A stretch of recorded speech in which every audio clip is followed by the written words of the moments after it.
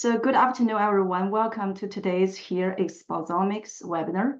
I'm Yuxia Cui, and I'm a program officer at the National Institute of Environmental Health Sciences. It's my pleasure to introduce today's speaker, Dr. Paul Vargas. Dr. Vargas is a professor and vice chair for research in the Department of Family and Community Medicine, and director of Institute on Health Disparities, Equity, and Exposome at the Meharry Medical College. Dr. Vargas is nationally recognized for his research in health disparities. He is one of the leaders in using the exposome paradigm to identify the mechanisms and pathways through which environmental impact health, especially through an environmental justice lens. Today, Dr. Vargas will discuss exposomics and environmental justice. As a reminder, we encourage you to post your questions in the Q&A box during the presentation, and at the end, we'll address them during the Q&A time. So with that, I'm passing the virtual podium to Dr. Vargas. So greetings and good afternoon. I'd like to start by thanking Yusha and the organizers of the Here Exposomics webinar series for this opportunity to share with you some of my experiences and insights gained over the past 10 years, working in collaboration with my colleagues as part of the public health exposome community of practice. In today's presentation, I'm going to start by providing an overview of the exposome and then move to talk about the exposome from the lens of environmental justice. This slide provides an overview of today's presentation. The 2025-2029 NIEHS strategic plan is titled Health at the Intersection of People and Their Environments. It identifies the exposome as the approach that establishes a knowledge base for how the environment affects biology and health over the life course, from the subcellular level to the whole individual, and the role of the environment in which a person is born and ages.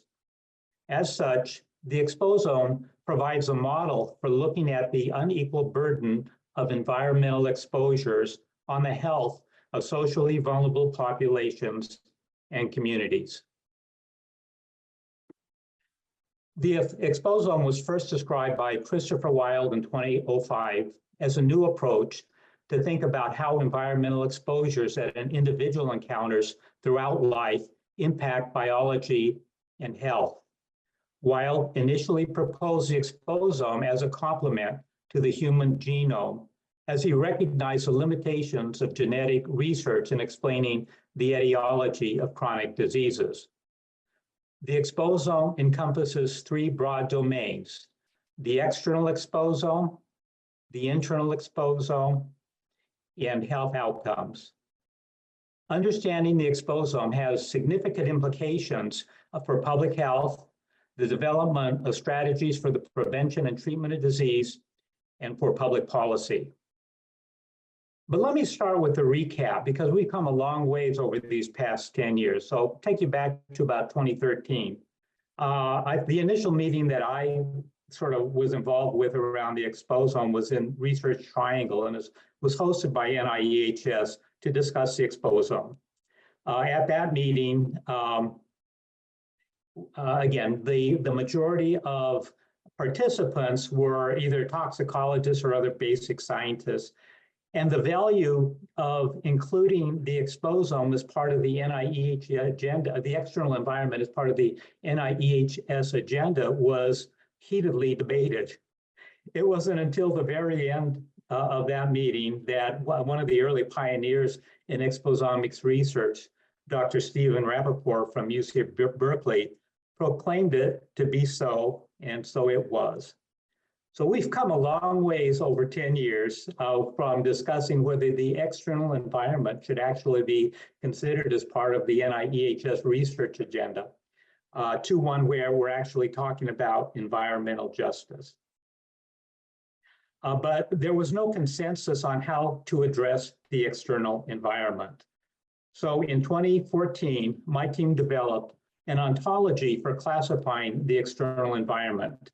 We described it as encompassing 4 broad domains: the natural environment, consisting of air, water, and soil; the built environment, which was included places you live, work, play, and age; the social environment included demographic, social, political, and economic factors; and the policy environment. And we define that as federal, state, and local laws and regulations that have a direct or indirect impact on health.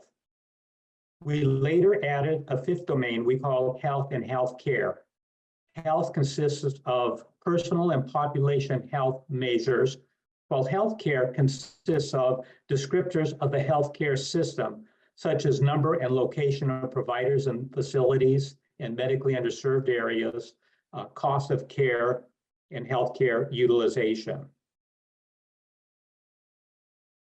Another significant contribution of the exposome is that it stresses that environmental exposures can have a differential impact depending on when they occur in the life cycle, and particularly when they occur during critical developmental stages in which there is an elevated level of physical and cognitive growth, including pregnancy, infancy and early childhood, and adolescence. We know that exposure to chemical and non-chemical, or otherwise called social stressors, both have the ability to affect our health. The exposome uses biomarkers of exposure and response to identify the mechanisms and processes through which exposures lead to the onset and progression of disease. Some exposures may result in changes to biological mechanisms, genes, or tissues or organs. Subtle differences in one person's genes or other biological systems may cause them to respond differently to the same environmental exposures as another person. The picture on the left-hand side of this slide depicts chemical stressors a person may be exposed to, while the one on the right shows the effects of social stress on the body. It's interesting to note that both chemical and social stressors can affect the same organs and systems in the body: the brain, the gut, heart, and immune system. This highlights the importance of potential shared pathways and possible cumulative and/or interactive effects of exposures. The exposome presents a standard approach for understanding the pathways through which the environment affects health. The exposure disease continuum starts by identifying the source of the stressor in the environment, such as smokestack, freeway, consumer products, food, etc., how it is transported, either air, water, or soil, and how it enters the body through breathing, eating, drinking, or dermally. The internal exposome, in contrast, identifies the progression from biomarkers of exposure to biomarkers of response and the onset and progression of disease. Exposomics research fundamentally differs from traditional environmental health research, which has largely looked at the effects of signal chemicals on a single health outcome. Exposomics research turns that approach on its head in a number of ways. First, exposomics research uses a system approach to assess the effects of environmental exposures as experienced in the real world. Second, data represent different spatial and temporal scales. Third, exposomics research uses cutting-edge data science technologies and computational analytics that combine math, statistics, computation, and AI ML to uncover patterns and insights in large data sets. Fourth, exposomics research requires the use of new cloud-based storage and computation technology that can run cloud-based applications using locally stored data. Fifth, I'm sort of going out on a limb on this one, and I think that exposomics research eventually will use hologram technology to store, align, visualize, and analyze data in 4 dimensions, and the 4th dimension being sort of the space-time dimension. 6, exposomics research also will require a paradigm shift, not only how we fund research, but how we incentivize and reward scientists. 7, exposomics research requires that we adopt a transdisciplinary team science approach. This has implications not only for how we conduct research, but for the training of early stage investigators, authorship of publications, appointments, promotion, and tenure, and how study sections are comprised and grant applications are reviewed and funded.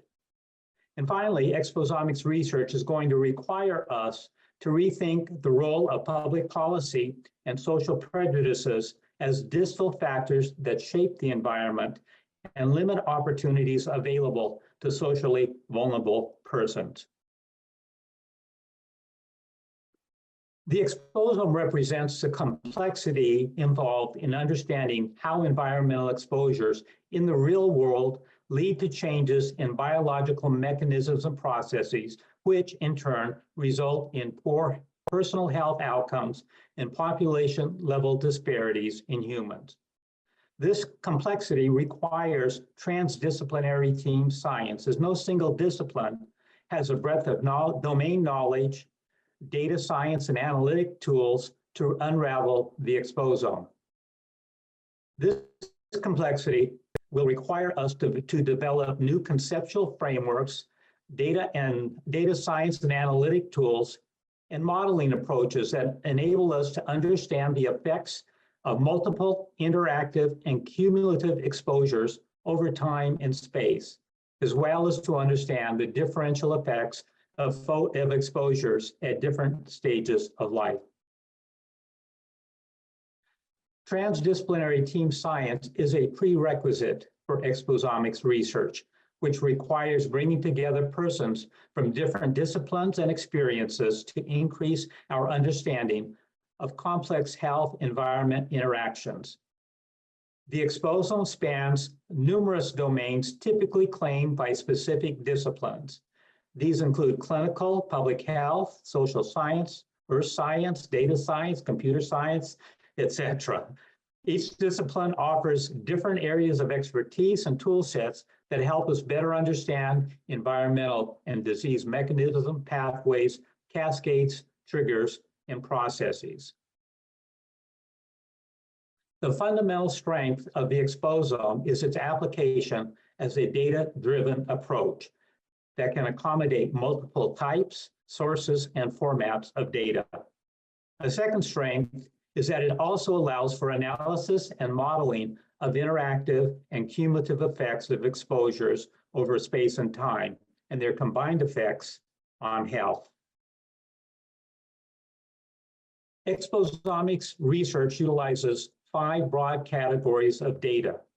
They include environmental data, such as measures of chemical stressors that include exposure measures found in the external environment, such as land cover and land use, soil, air, water, and climate.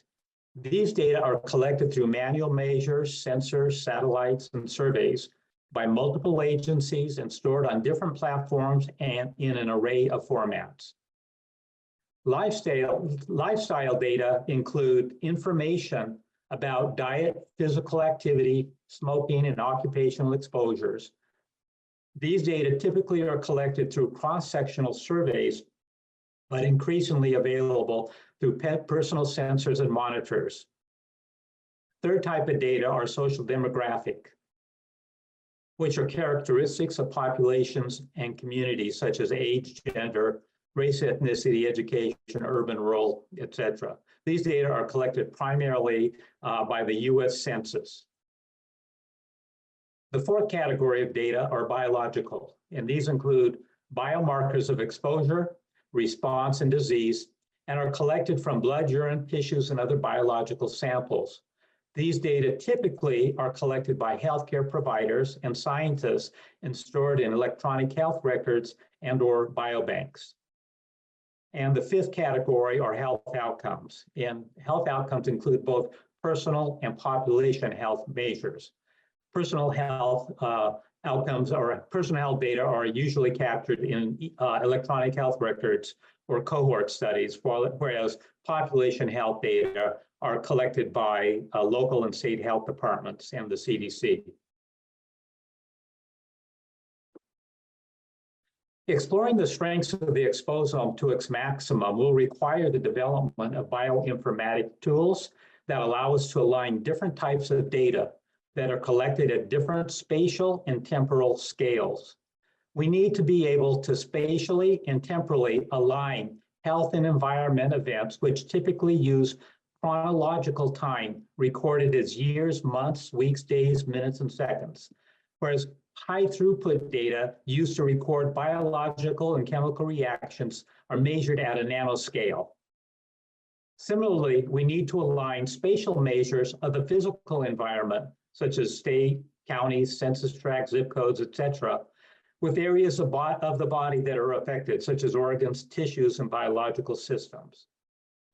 Meanwhile, managing big data will require a number of things. First, creating an environment that provides access both to data storage and computational power that can run a large number of tools while optimizing parameters.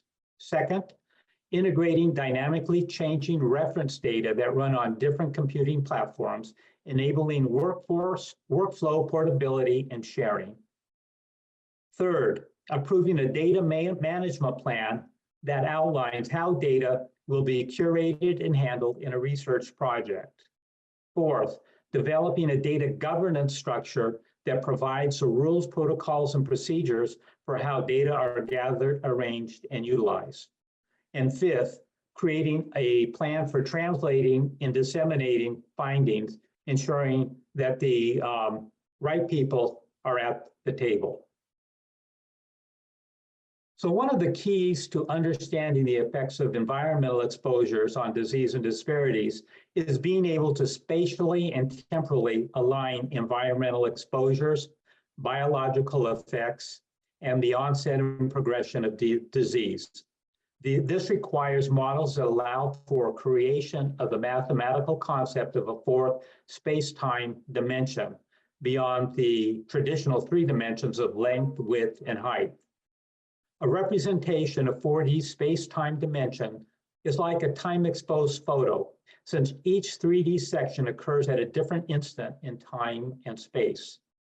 Another way to think about 4D time-space is like how they used to make silent movies, where they use a fast succession of still images to depict motion.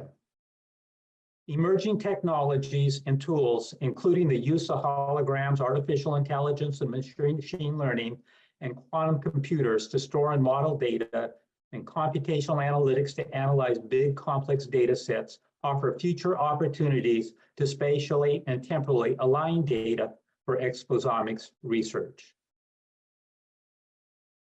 Use of big data requires big data analytics, which refers to the systematic processing and analysis of large amounts of data and complex data sets to extract valuable insights. Big data analytics allows for the uncovering of trends, patterns, and correlations in large amounts of raw data to help analysts make data-informed decisions, in contrast to traditional research designed to test hypotheses. This process allows researchers to leverage the exponentially growing data generated from diverse sources, including government, electronic health records, personal sensors, social media, financial transactions, administrative data, satellites, smart devices, to derive actionable intelligence through advanced analytic techniques. The main difference between big data analytics and traditional statistical analysis is the type of data handled and the tools used to analyze it. Traditional analytics deals with structured data, typically stored in relational database to test hypotheses.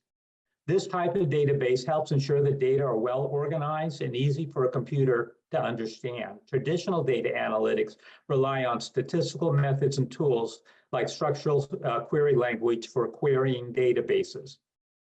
In contrast, big data analytics involves massive amounts of data in various formats, including structured, semi-structured, and unstructured data. Big data analytics employs advanced techniques like machine learning and data mining to extract information about patterns and associations from complex data sets. It also often requires distributed processing systems like Hadoop to manage the sheer volume of data. While the exposome represents a major step forward in conceptualizing the effects of environment on personal health and population-level health disparities, it is still at an early stage of conceptualization, and its application and utility are still evolving. The limitation of the exposome model becomes evident when applying it to environmental justice. Disparities in health outcomes are found across most chronic conditions and diseases, including cancers, heart disease, infant mortality, HIV, injury, and diabetes.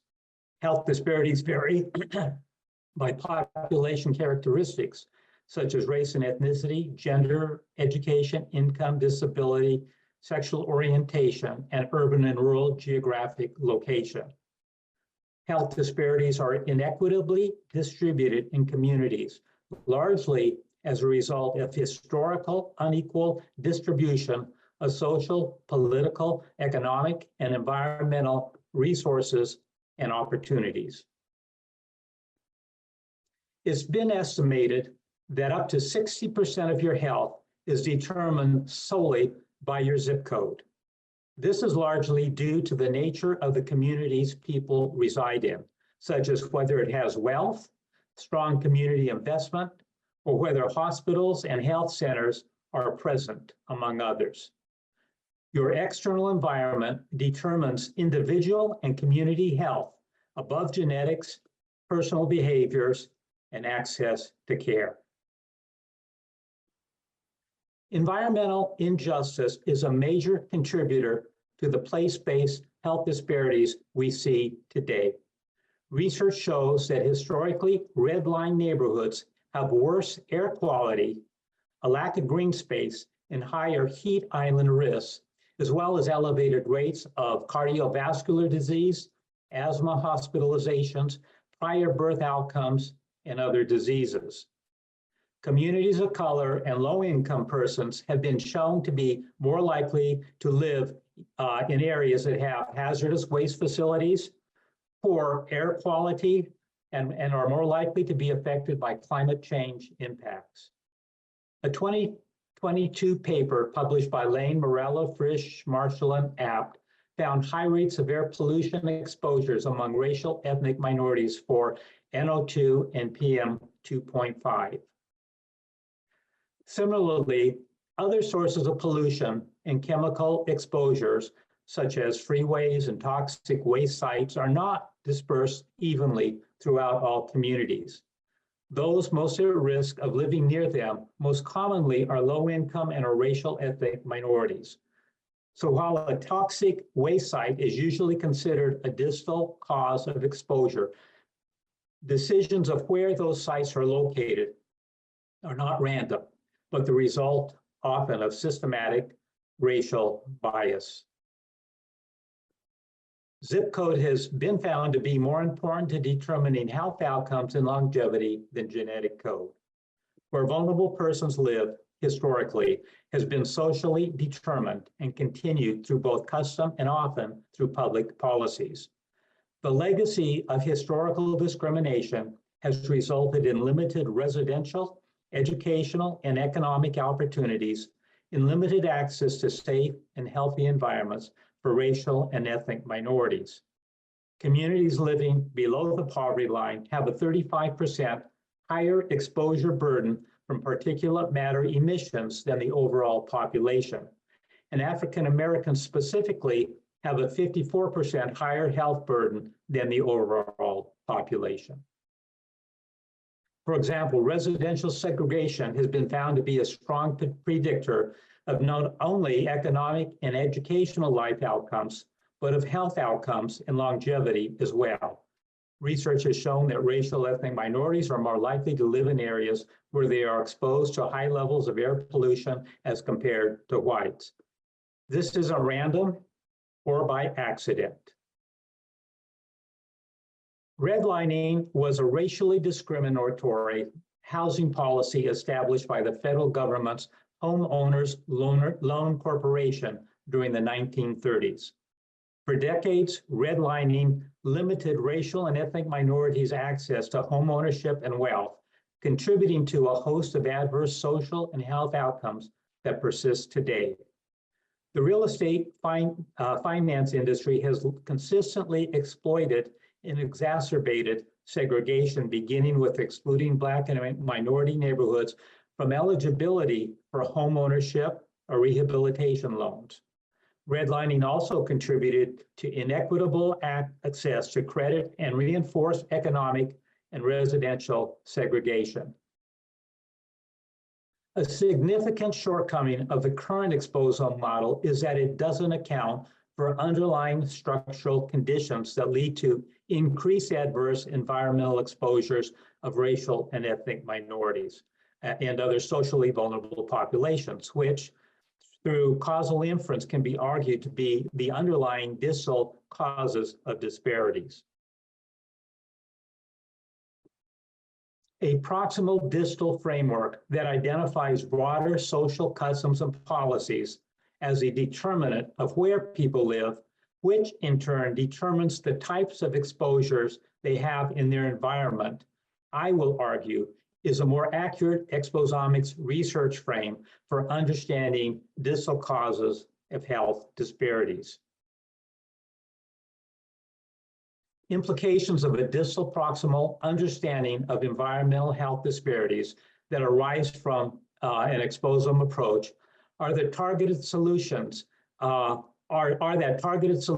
such as cleanup of hazardous substance and or removing, treating, and containing pollution and contaminants, while important, are likely to have a limited overall effect on health disparities experienced by socially vulnerable populations who live in those areas, because they are still exposed to multiple other adverse environmental factors, including poverty, poor schools, lack of access to health care, healthy food choices, and green spaces that are determined through broader social and policy decisions of where they live.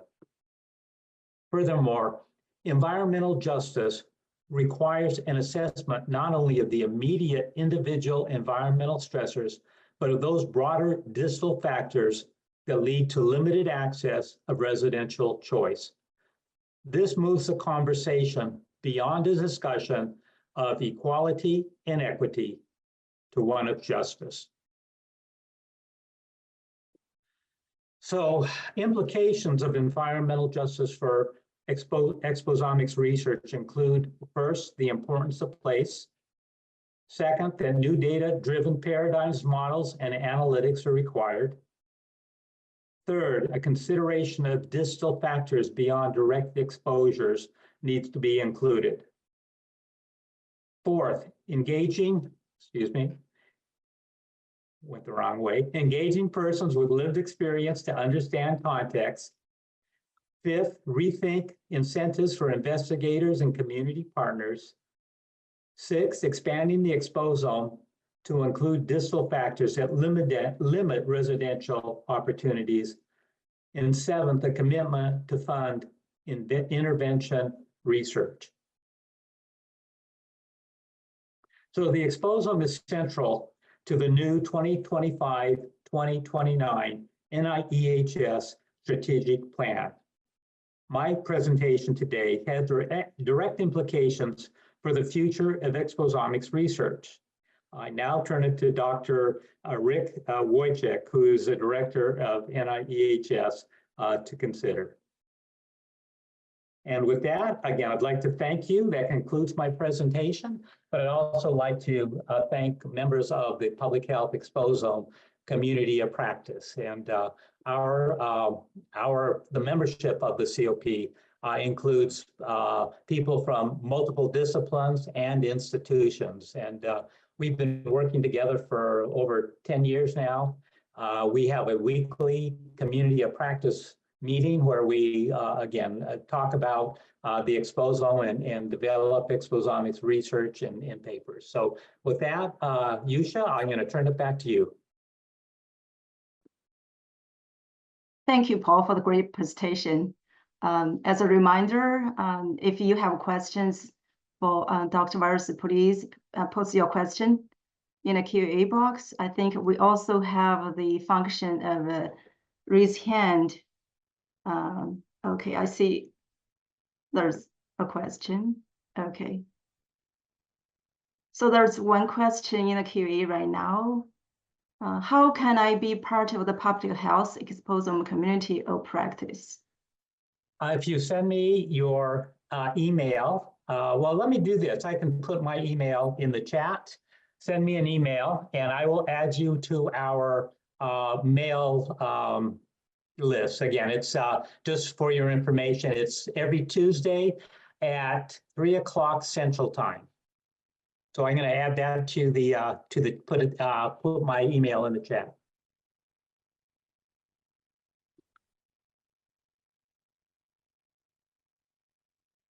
Okay, there's another question. What are Dr. Vara's thoughts on how incentives should be revamped in research? Well, again, it's still true that most of the exposomics research deals with the internal environment. And I think that, again, in terms of it reflects both the history of people, and particularly in environmental health, and you know, as the environmental health research sort of portfolio expanded, it's beginning to include more of the external environmental health.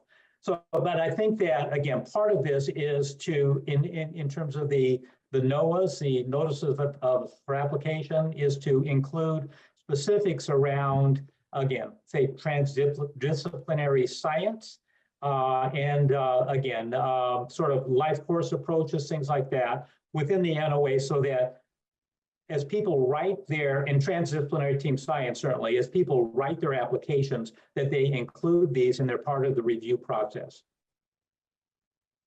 Thanks, Paul. I think there's a raised hand. If maybe we can ask our technical team to unmute the person to ask verbally.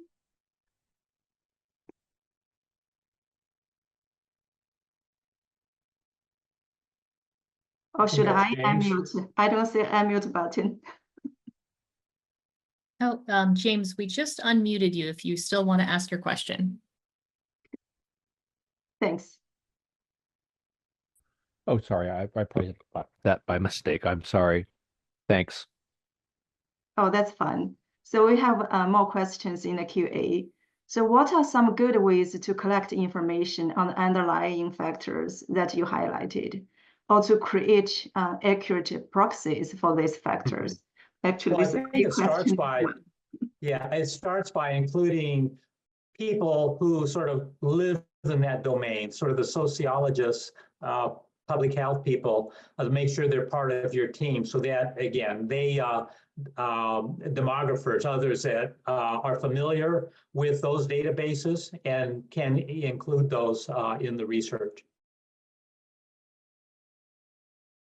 Thanks, Paul. And there's another question says, does environmental justice primarily encompass the consideration of a distribution of health opportunities, outcomes, or is there more to that idea? Mm-hmm. I think that, again, this is sort of within the exposome context, this is new territory. And so, again, I think that this is all part of the discussion as we continue to develop the exposome model for research, that we include those, again, social scientists, policy people, to help us understand and bring in their perspectives and the type of research that they include. Now, this is not an easy task. I mean, you know, we've been working at it for 10 years, but and what we find most challenging is that people from different disciplines don't necessarily talk the same language. And so, by the community of practice process, we sort of learn to speak to each other. We learned each other's, the major sort of constructs and the different types of tools that they bring to the table. And so I think, again, as I say, transdisciplinary team science is core to this. And I think those issues that you raise all can be brought in to the discussion of the exposome, because it helps us understand the social structure that affect some of the placements of some of the toxic waste sites and things like that.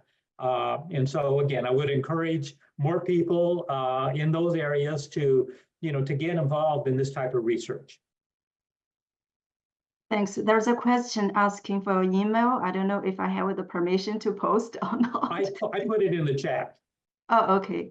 They do not have access to chat, so I'm going to put QA. So hopefully people will be able to see the in QA. I already posted it. Okay. Yeah, that is fine to post it. Okay. And okay, let me go to. So there was another question asking, when we think about capturing joint impacts of chemical and non-chemical stressors, what are recommended evidence-based measures to capture stress? For example, prenatal stress. Yeah. Is it preferable to use biomarkers or questionnaire-based measures? There are some examples like static load or discrimination, stage treat, anxiety inventory, or others. It's sort of all of the above. I don't know that I would say that there's better mechanisms. I think people have preferences. Some like, again, the biological data, because again, it's sort of objective measures, whereas others, other type of factors can't be readily measured. And so we rely on surveys and questionnaires to help us understand. Even, one of the real challenges is getting health data because of the HIPAA regulations and having access to, say, EHR data. And I think we're learning how to work through some of the limitations. And some of those limitations are using some of these cloud-based applications to access local data and sharing the results rather than sharing the data. There's a number of studies now that I've been part of that use that approach. But again, you're unlikely to get access to actual like EHR data directly. People aren't going to, well, they can't share that with you because of the PHI, Public Health Protected Health Information, HIPAA requirements. So I think that, again, but back to the point is that all of those, again, depending on what type of data are available or accessible, you may not have options in terms of choosing the optimal databases. Sometimes you just have to go with what is available.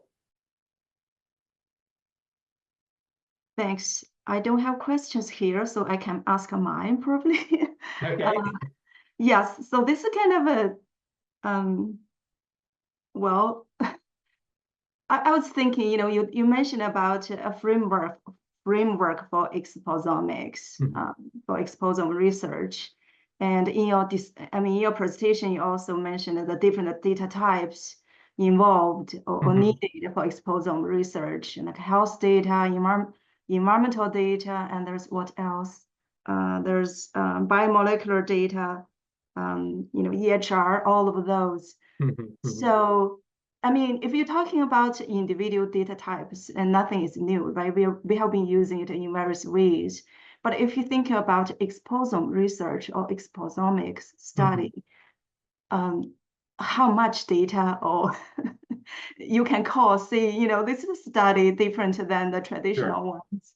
I know that probably, go ahead, please. I would like to hear your again, thoughts. when you look at, genomics, and you look at a lot of the other research that uses genetic or molecular level data, you have huge data sets. And people have, developed tools to work with those large computational tools to work with those large data sets. We've integrated both measures of biological biomarkers with environmental data. But again, there's a lot of challenges here. Typically, we find that biomarker data, where available, are usually only available at a cross-sectional level. And so you don't have the opportunity to observe change over time. You just get a snapshot at one point in time. And that's, the model of sort of the old films where, you have all these different slides that depict motion. And that's how I think of the exposome. That's sort of an end product, that you'd have, a million slices, not only of environmental data, but of health data and biological data. That's the only, and I think that's unrealistic in terms of actually having the data, but I think developing some of the modeling and using AI/ML and other tools to be able to model those data will enable us to get close to the same outcome. Did I answer your question? Now I have another question in the QA. So where can we learn more about the proximal distal framework? Is there a publication to reference to? Yes. Again, I think if you do a Google search on proximal distal, you'll be able to find some things. And I have some. I didn't put them in the presentation, so I can't really provide them directly to you. But I think, again, this is more the world of sociologists, and people that work in, sort of a population level, in understanding that it's not just the direct exposure, but it's those factors that determine where those exposures occur. And so I think that is, again, and I think, hopefully in a couple of months, maybe I'll have a publication out that integrates it into the exposome. I think, I hope the audience actually can see your email, so follow up with Paul later. All right. So that's all the questions I see now. If you have more questions, feel free to raise your hand or post in a QA.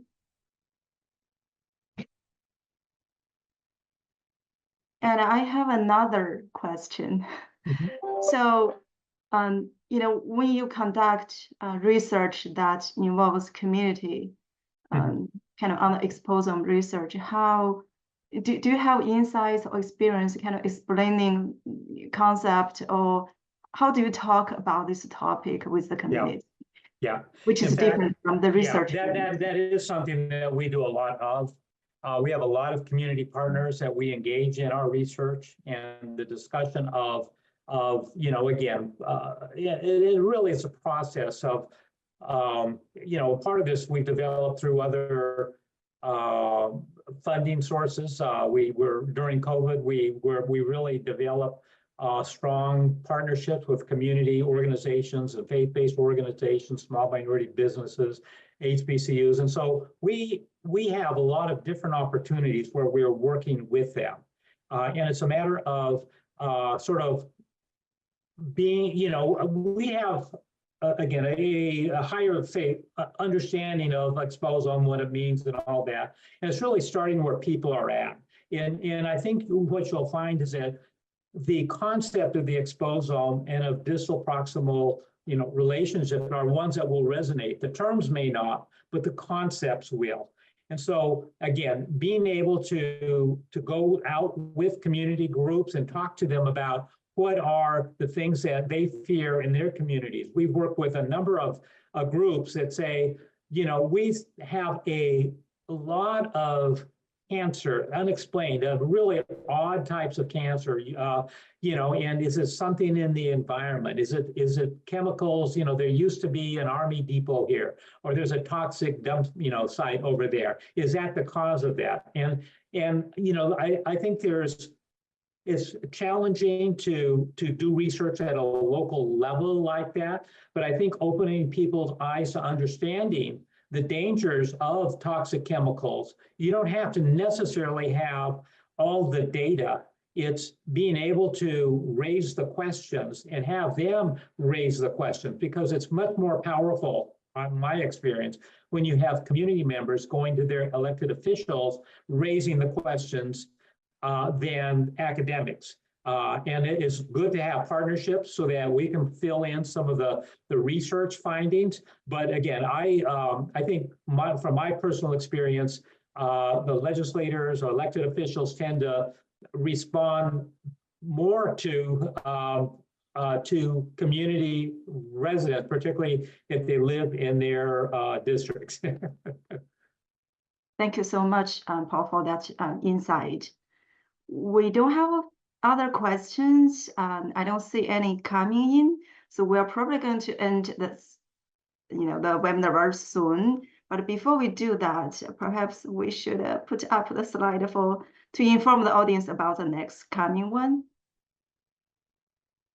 Okay, so the next one is October 30th, and please go to the HERE website to register for that one.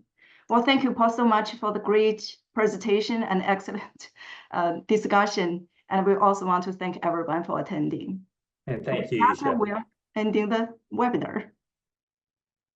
Bye now. Bye.